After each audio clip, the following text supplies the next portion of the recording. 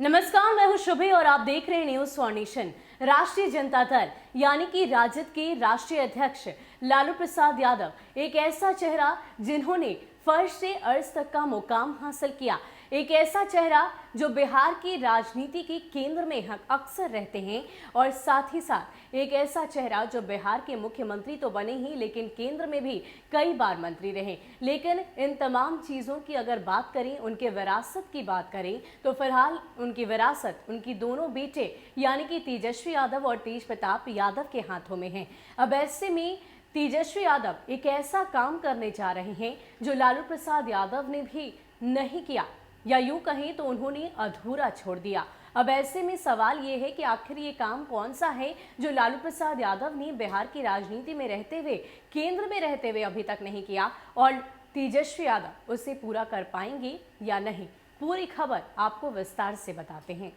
राष्ट्रीय जनता दल यानी कि राजद के राष्ट्रीय अध्यक्ष लालू प्रसाद यादव एक ऐसा चेहरा जिसने फर्श से सीधे अर्श तक का मुकाम हासिल किया। लालू अपने व्यक्तित्व की बदौलत बिहार के मुख्यमंत्री बने, कई बार केंद्र में मंत्री बने। उनके छोटे बेटे तेजस्वी यादव आजकल एक ऐसा काम पूरा करने की कोशिश में लगे हैं जिसे उनके पिता भी अधूरे छोड़ दिए थे। ऐसा काम जिसे बिहार के मौजूदा मुख्यमंत्री नीतीश कुमार भी पूरा नहीं कर पाए। सवाल ये है कि तेजस्वी इसे कर पाएंगे या नहीं। लालू के लाल तेजस्वी यादव ने असम के विधानसभा चुनाव में अपनी पार्टी को उतारने का ऐलान कर दिया है। असम में राष्ट्रीय जनता दल पहली बार चुनाव नहीं लड़ रहा है, बल्कि इससे पहले भी 2 बार यह पार्टी असम में खम ठोक चुकी है।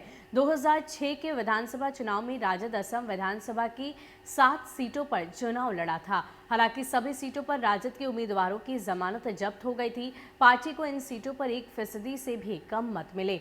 2001 के चुनाव में भी राजद असम की 6 सीटों पर मैदान में उतरा था। हर सीट पर पार्टी के उम्मीदवार की जमानत जब्त हुई। इससे पहले 1996 के असम विधानसभा चुनाव के वक्त राजद का अस्तित्व ही नहीं था। राजद की स्थापना जनता दल से अलग होने के बाद 1997 में हुई।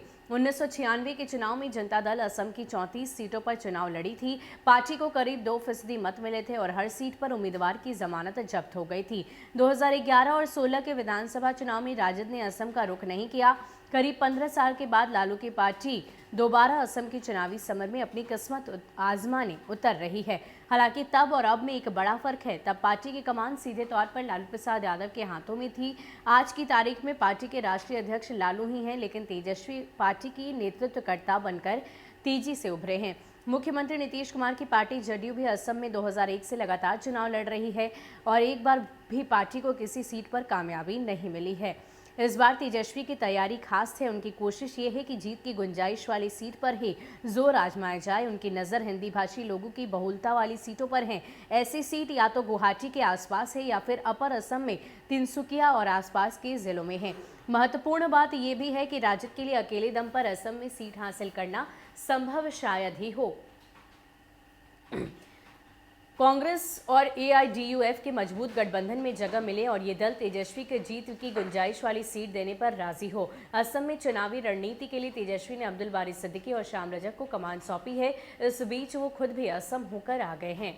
तो आपको बता दें कि तेजस्वी यादव पहली दफे ऐसा होगा जब असम में हो रहे विधानसभा चुनाव की बागडोर उनके हाथों में होगी। आपको बता दें कि 2011 और 2016 के असम विधानसभा चुनाव में लालू प्रसाद यादव की पार्टी यानी कि राजद चुनावी समर में नहीं उतरी थी और अब जब दोबारा असम में अपनी किस्मत आजमाने के लिए राजद उतर रही है तो इस बार पूरी तरीके से सब कुछ बदला सा है। वो इसलिए क्योंकि उस दौरान राजद सुप्रीमो लालू प्रसाद यादव के हाथों में पार्टी की कमान थी, लेकिन इस बार पूरी तरीके से नेतृत्व तेजस्वी यादव ही कर रहे हैं। अब ऐसे में देखना दिलचस्प होगा कि तेजस्वी यादव की नेतृत्व में क्या असम की बागडोर संभालते हुए तेजस्वी विधानसभा चुनाव में उतरेंगे और साथ ही साथ जीत हासिल करेंगे या नहीं।